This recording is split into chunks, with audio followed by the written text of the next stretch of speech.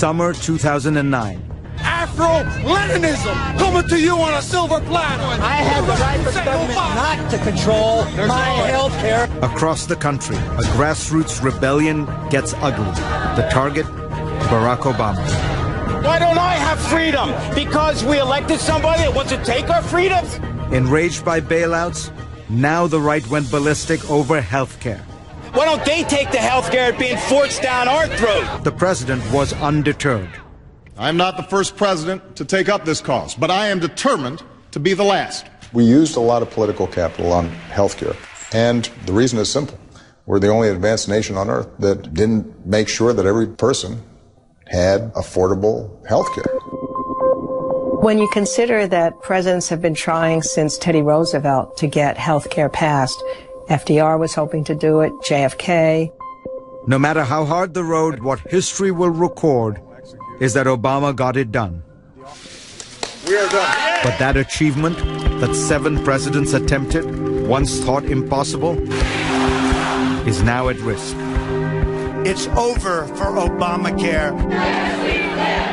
This is the story of the epic battle to pass Obamacare. So help me God. Congratulations, Mr. President. It began just days into Obama's presidency. It was a big bet that he could do something that 7 presidents couldn't Yes. in the middle of an economic Yes, it was a huge bet. A bet many wanted to place somewhere else. He had half a dozen big domestic policy goals that were fighting for attention. The President of the United States. First, Obama took his case to the very people he knew would try to kill it. So let there be no doubt. Healthcare reform cannot wait, it must not wait, and it will not wait another year. When we were discussing health care, he said, what are we supposed to do, put our approval rating on the shelf and admire it for 8 years, or are we supposed to draw down on it to try and get things that are important done for the country? This was a unique alignment of the stars for one party, a Democratic president, a big majority in the Senate, a decent-sized majority in the House.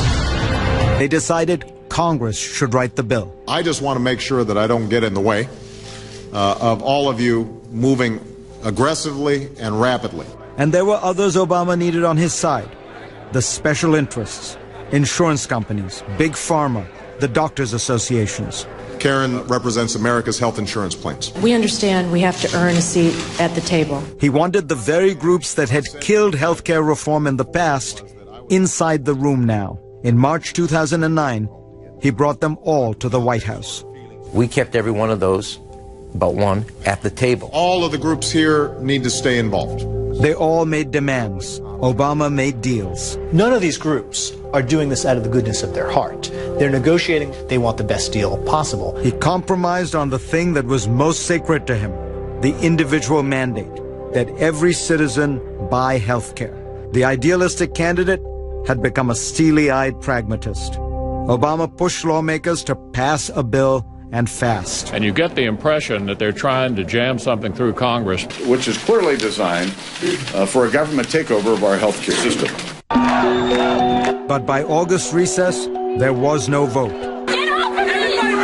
Capitol Hill lawmakers went home to angry constituents raging at town hall meetings. The wave of angry mobs. A protester came to the town hall meeting today with a gun. Things are getting physical. Universal health care is a big bad no. The Tea Party had found its moment and its cause. Republicans began running away from health care. So did many Democrats. Many White House advisors thought it was time for Obama to do the same. He turned to Phil Shalero, his legislative director, and said, Phil, what do you think the chances of passing this law are? And Phil said, well, it depends how lucky you feel, Mr. President. And the president just smiled and said, Phil, I'm a black guy named Barack Hussein Obama, and I'm president of the United States. He said, I feel lucky every day. To that future. And that is the issue of health care. Obama took the unusual step of going back to Congress. I still believe we can act. But the ugliness of the fight followed him in. The reforms I'm proposing would not apply to those who are here illegally. A Republican congressman had called the president a liar. I couldn't imagine that happening to another president. Desperate, Obama changed gears. First, he apologized to the country. I take my share of the blame for not explaining it more clearly to the American people. Then, he barnstormed for the bill.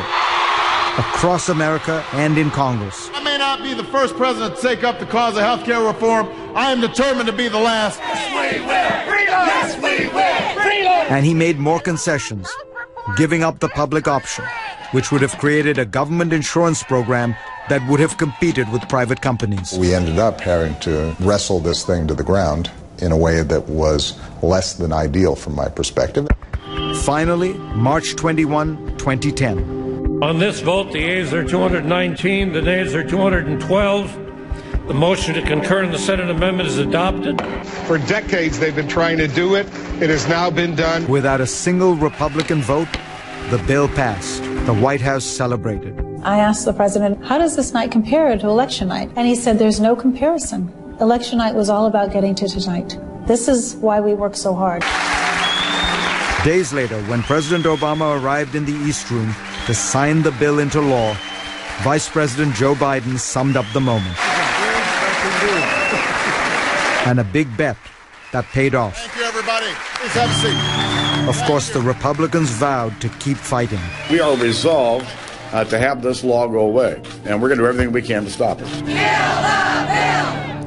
The fight against Obamacare has gone on ever since, and there is no question that the program has real problems, from broken promises If you like your health care plan, you keep your health care plan. to soaring premiums. Obamacare premiums will rise an average of 22% next year. But 20 million people who were uninsured now have health care. Can it survive? I think that President Obama should apologize for Obamacare. But for now, the foundational idea that every American has the right to basic health care stands as Barack Obama's signature achievement. The big question is, at the end of somebody's presidency, do people feel that their lives were better? There's a certain sense in which having accomplished something that presidents before you tried to get and is a fundamental right for Americans, that's a big thing.